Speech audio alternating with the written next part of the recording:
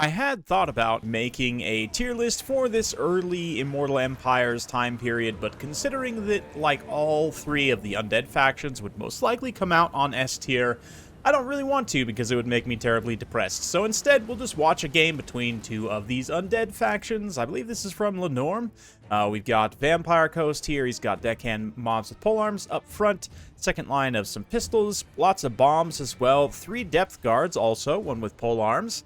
And some scurvy dogs. He's got some animated hulks as well, with Noctilus leading the way. For the bad Tomb Kings, Ark in the Black leading the way, Skeleton Warriors, second line of some archers, 3 archers here, 3 Ushabti Great Bows as well, some Tomb Guards with halberds, a couple of Nehekara horsemen, and I believe there's some carrion out in the distance there, coming from the back. So let's get straight into it. And right off the bat here, the Tomb Kings player is going to do a great job of focusing down these bombs with the archers. Right now, the bombs are in range to start blasting some of those skeleton warriors, which way they will do so. And the damage will be quite extreme, but they are just skeleton warriors at the end of the day after all, so not that big of a loss for the Tomb Kings. Still, they are going to get into combat despite those bombs and start to deal some damage. They're even getting directly into combat with the bombs themselves.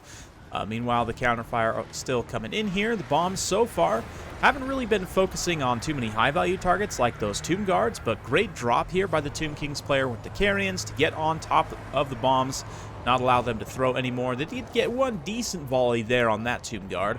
Nothing too crazy, but the Skeleton Warriors, of course, as they extend here, will take significant damage and just get crumbled out, but acting as a distraction force more than anything right now is allowing these skeleton archers to get some serious work done, not to mention the carrions as well. Nice Realm of Souls popping off for all these Tomb Kings. It looks like we've got a deckhand summon here in the center, maybe going to move to pressure. Yep, those skeletons in the back line. Noctilus potentially has more skeleton summons he can raise up, zombie summons rather, he can raise up in the back line. Try and counter pressure some of those archers, but Ushabti Great Bow still pouring in shots, trying to take out those animated hulks. Got a big blob of value right here that's just taking significant damage, and already we're seeing bombers start to crumble and disintegrate. Yeah, not too much value there.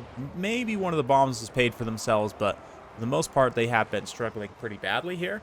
Bounce power is starting to show that in favor of the Tomb Kings as they start to wipe some of these coast units out, but let's get in close here. Noctilus going to continue to surge forward, get another summon here, perhaps. Yep, looks like he is going to summon up some more zombie deckhands, but at the same time gets a nice Spirit Leech, and the Ushabti also almost perfectly placed. Unfortunately, they weren't quite in a full surround around him. If they had been able to get a full surround and actually lock him in place and stagger lock him, they potentially could have actually sniped Noctilus there, but since they didn't quite get a full surround, he's able to escape back to his own friendly depth guards, and yeah, those are depth guards, right? Zombie deckhands, rather, not depth guards.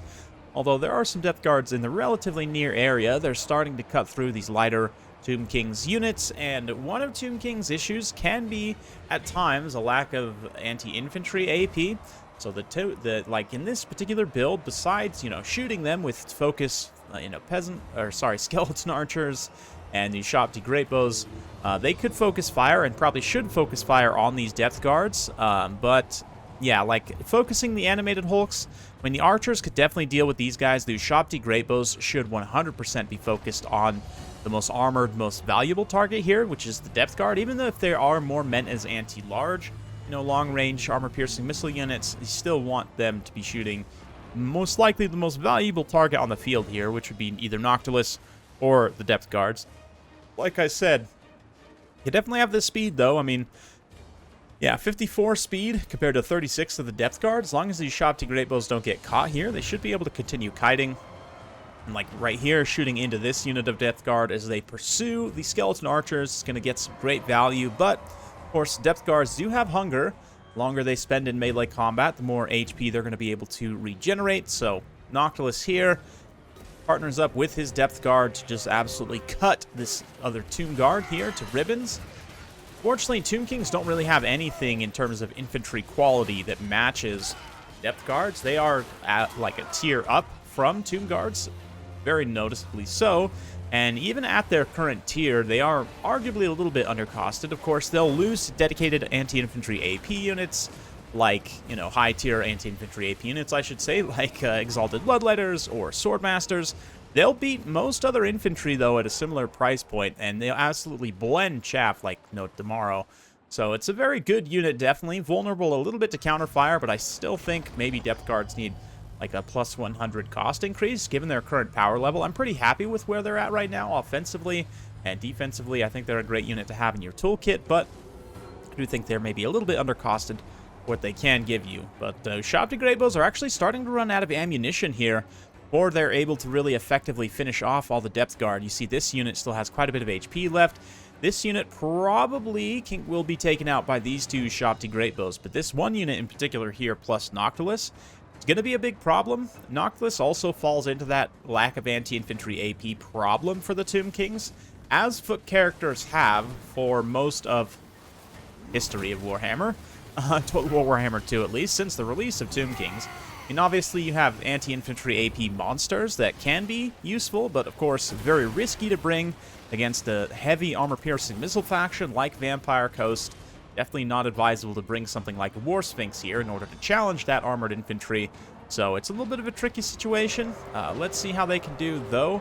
Did Arkan the Black bring Fate of Buna? He did not. Okay, so that's another thing definitely that Arkan the Black could have done here to help mitigate this issue of these elite infantry. Fate of Buna will absolutely eviscerate Depth Guard.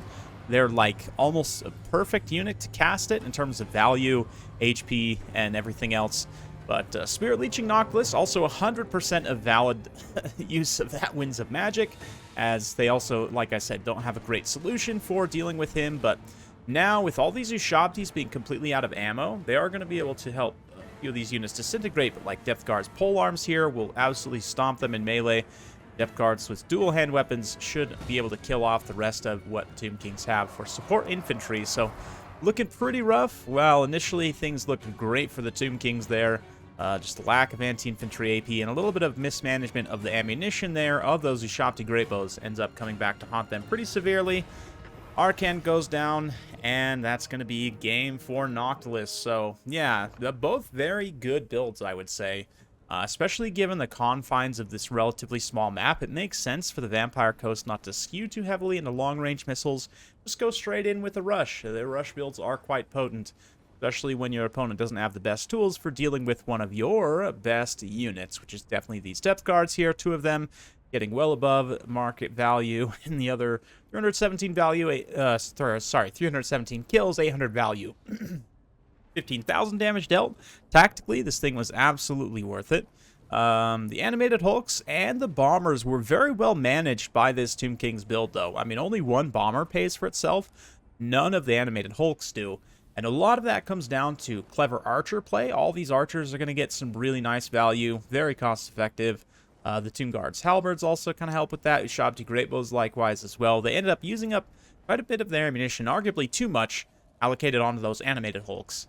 But from a Tomb Kings build perspective, I might swap a few things out. Like, granted, I really like the pick of the Nekar Horsemen in general to protect against Derby Dogs, but on this particular map, I feel like they were a little bit of a waste because there wasn't really room to maneuver them. I mean, I guess they did get quite a bit of kill numbers, but I just think it would be nice to have a couple more archers here. You know, maybe try and max out on the skeleton archers because they seem to be the most successful piece alongside the Ushabti Greatbows. So I'm just thinking maybe you skew a little bit more heavily in that direction, and then I guess you could use leftover funds to maybe upgrade some of these warriors to spears. They can contribute a bit more against the animated hulks, and maybe hold for like 2 seconds longer versus the depth guards. But anyway, very interesting. Hopefully they do some more to address the strength of the undead factions, maybe like reducing leadership. I was hoping that the increased crumbling damage would be enough to balance them out, but it definitely seems like it's still too much.